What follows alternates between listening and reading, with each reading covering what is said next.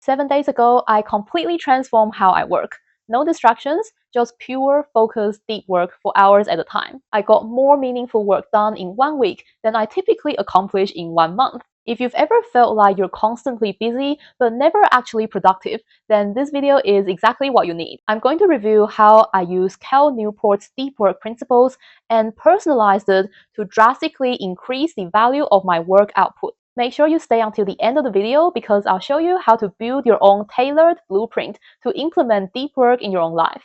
Deep work refers to the state of distraction-free concentration doing cognitively demanding tasks, allowing us to create more valuable work and money in less time.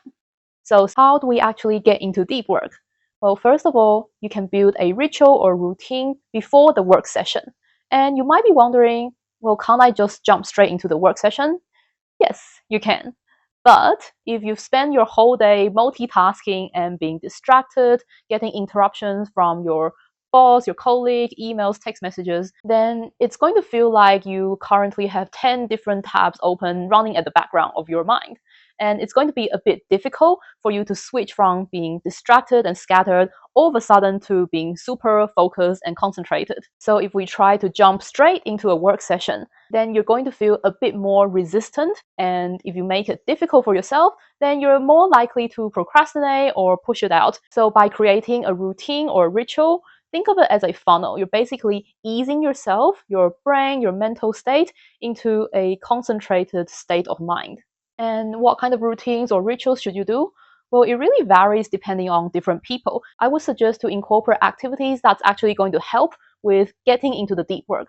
So maybe clearing out your desk if you are someone like me who is very visually impacted, and if I have a messy workstation, then I'm just going to be really irritated and not being able to focus. If you find yourself work better with music playing in the background, for example, then maybe one of your ritual could be turning on that playlist to get into that mood. Or maybe you get thirsty very frequently, so then you might just want to grab a water jug and place it on your desk so that you're not getting interrupted halfway during work to get up and grab your drinks. And don't worry about building a perfect routine. We're naturally going to change and our habits or schedule is going to change. So just start with doing what feels right for you now, and you can just tweak and adjust the things you do over time. And now onto the deep work itself. What should we do and what shouldn't we do? Before working on anything, I like to just define the exact objective or goals that I want to achieve by the end of the work session.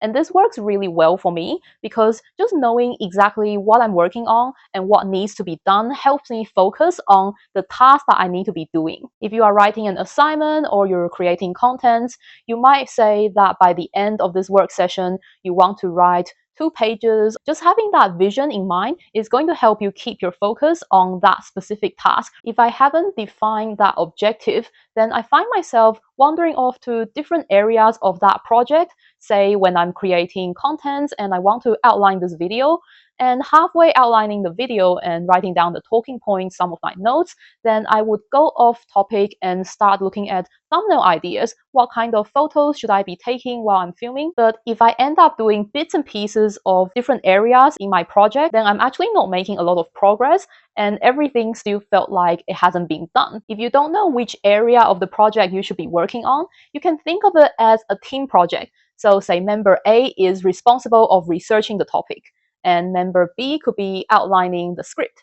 Member C is responsible of making thumbnails, and member D is responsible of marketing your content. Now try to identify which member of the team is dragging down the progress.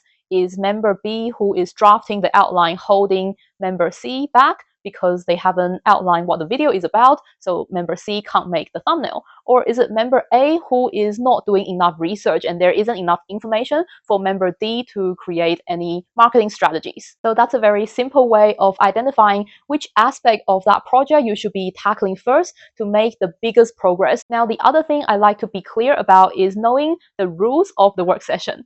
Having rules for your work session is going to help you keep your focus and minimize as much distractions as possible. Some of the key things to consider is the kind of tools that you are allowed to use, what kind of platform you can go on during that work session. Can you use your phone, or is it only laptop? Can you go on social media or YouTube? Or are you just going to focus only on text documents? I don't generally like to set a time limit for my deep work session because I find that on different days, I get into a flow state in different times. Sometimes it takes me longer, just depending on how tired I am on that day and a lot of different factors. So if I limit myself to working only 25 minutes at a time, then on some days, it might only be a few minutes that I've gotten into deep work before actually getting anything done, then I have to take a break. So strict rules about timing of the work session and breaks don't really work for me personally. I like to just work until I start to lose focus or that I feel tired and need a break, then I will just take a break. So just start off with a few rules, maybe 2 or 3, that you know it's going to help with getting focused and lessen the distractions. Then you can tweak and adjust the rules as you go. But how do you know what rules, what routines is actually working and what needs to be changed? Well, that brings me to my third point, which is to keep a focus log. A focus log is basically just the duration, the amount of time you were able to keep yourself in deep work. So you can keep a notebook while you're working, write down the time you start, and write down the time you got distracted or lose focus. And that is the amount of time, minutes or hours, you were able to remain focused.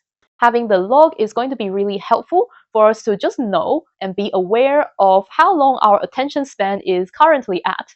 The famous quote, "What gets measured gets improved," is so true because you can't improve on something that you don't even know is a problem. So when you first start trying deep work, it might look like only a few minutes, but over time you'll be able to improve on that if you have a focus log. Besides on writing down the time, you should also write down the reason why you got distracted, the reason why you got out of deep work. It could be a phone ringing and you got distracted and you started responding to emails, or maybe you were posting on social media and all of a sudden you went down the rabbit hole of scrolling and watching videos after videos. And now you have the data of how long you kept your focus and what were the distractions that pulled you out of your deep work. You can now implement something to improve your focus. Going back to that social media example, if you are going through your focus log and that is something that keeps recurring, maybe you can add another rule in step 2 and say that now social media platform is not allowed during your deep work session. If you notice your phone notification is the main distraction for you, maybe you can put that into your routine to turn on do not disturb before you head into your work session. Looking at how deep work transformed my productivity in just 7 days, I realized that having laser focus is just half the battle. The other half is knowing exactly which task gets my attention.